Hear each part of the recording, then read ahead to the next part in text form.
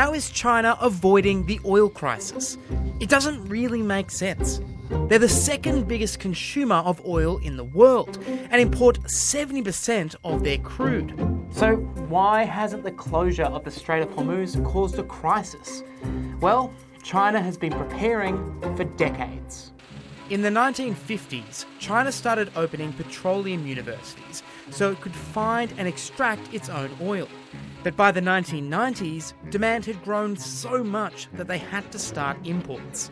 China was wary of relying on international markets. After all, there have been 10 major oil shocks since 1950. So in the 2000s, China started building a strategic petroleum stockpile. And today, it's the largest in the world, with 1.4 billion barrels of crude in reserve.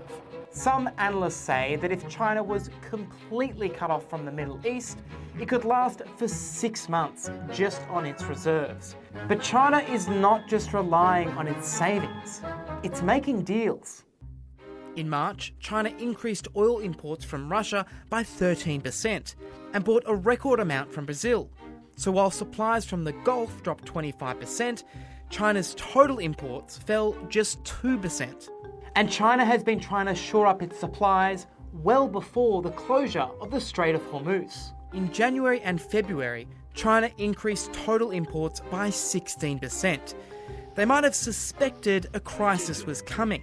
In January, US forces seized the president of another petrostate, Venezuela, and US President Donald Trump warned that Iran could be next. The strategy of diversifying supply while building up a huge stockpile is known as China's double insurance policy.